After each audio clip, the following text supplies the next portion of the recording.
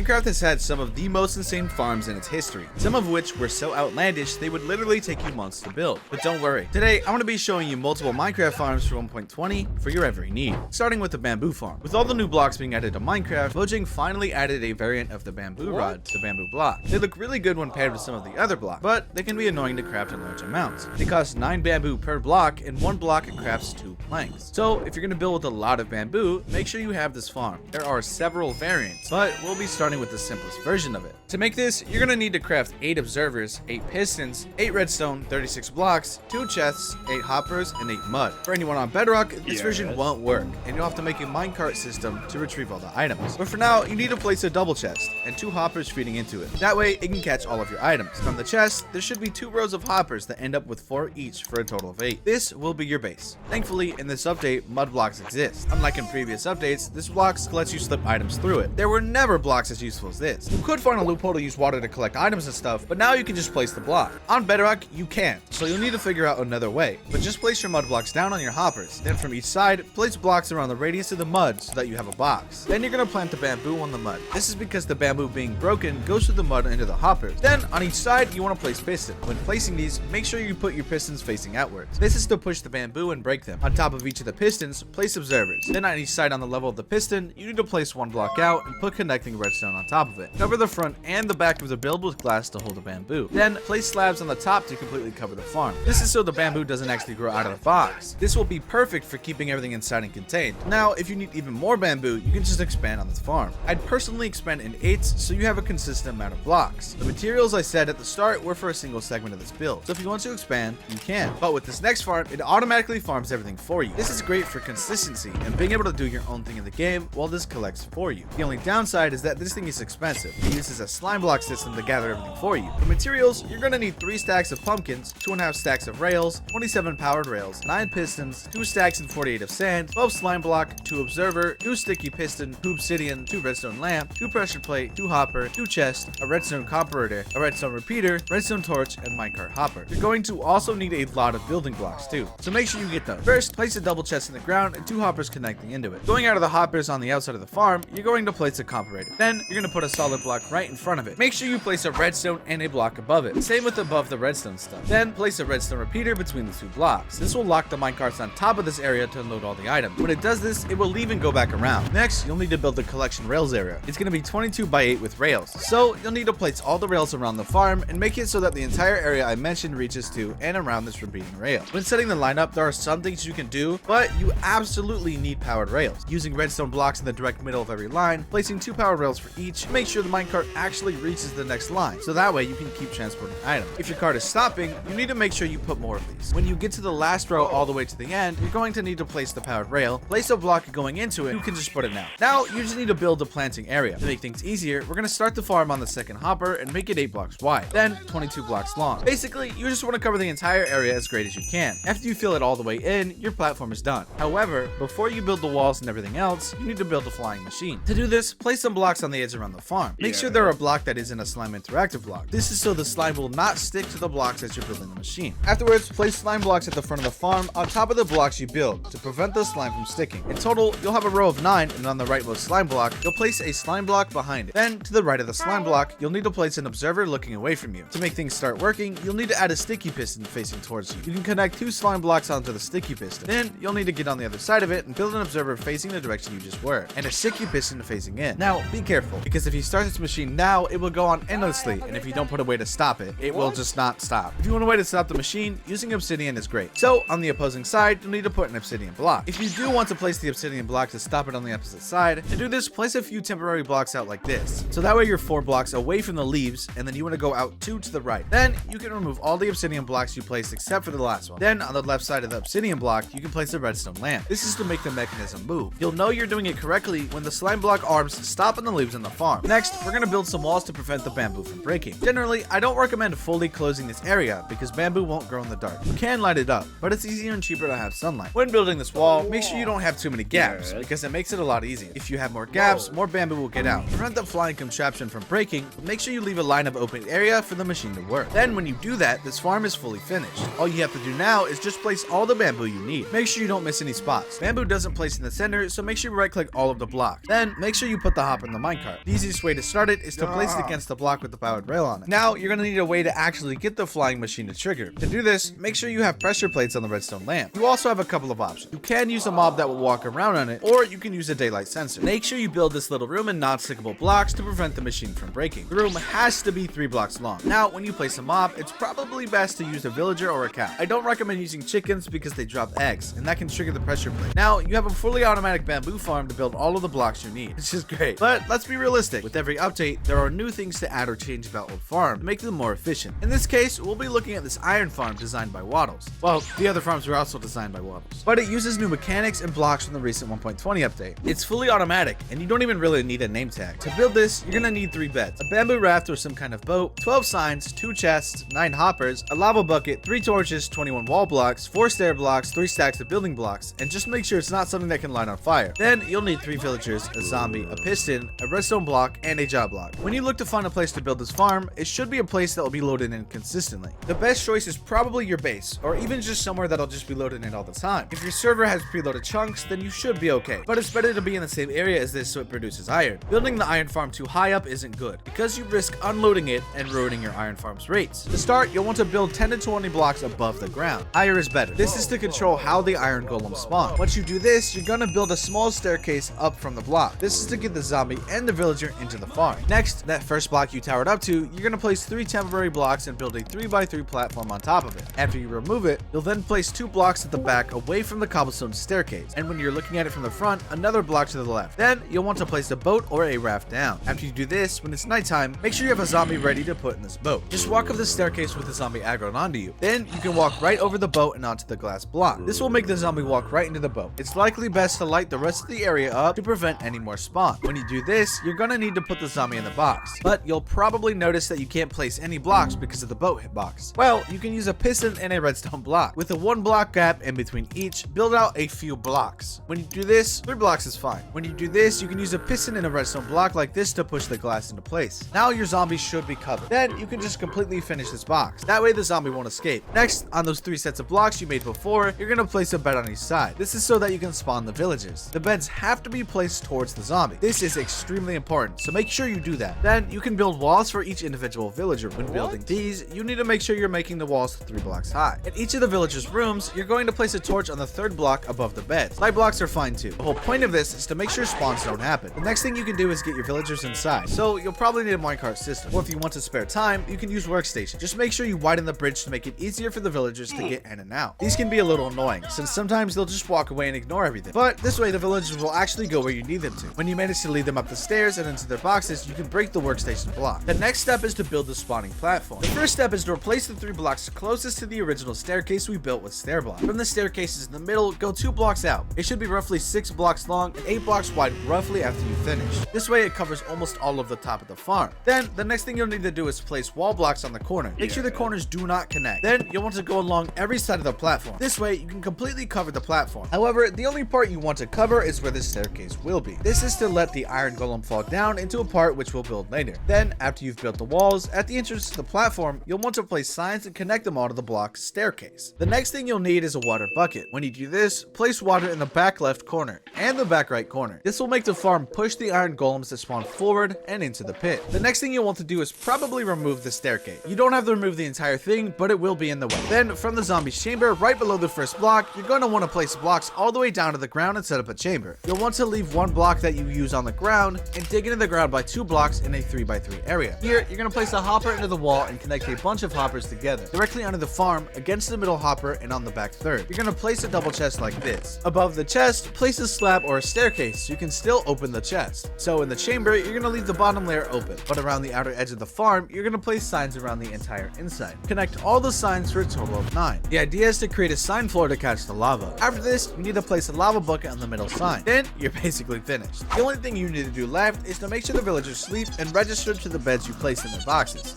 Then when you do this, you need to go to the part of the farm where blocks connect in the middle and remove the blocks blocking the zombie and villager from seeing each other. The goal here is to make it so that the villager's eyes and the zombie's eyes can see each other. This will make it so that the villagers freak out and panic. This is how you'll get the iron golems to spawn. All 3 villagers have to panic for the iron golems to spawn. And now you're probably wondering how the zombie won't despawn. Well, because the zombie's in a boat, it won't despawn. However, if for some reason that boat breaks, the zombie could despawn. So if you really want to to be safe about it, you can just put a name tag on them. But you're done. These two farms I showed with the bamboo and the iron farm are two essential farms for Minecraft 1.20. The beauty of the bamboo farm earlier is that you can use these for trades as well. Once you actually finish all the bamboo blocks you need or whatever, you can craft sticks with the bamboo. It is a little expensive, but this farm is going to constantly produce. So all you really need to do is collect them and craft them into sticks. Then you're done. And if you enjoyed these two farms, make sure you subscribe and click the video on screen now. I promise you'll enjoy. Bye!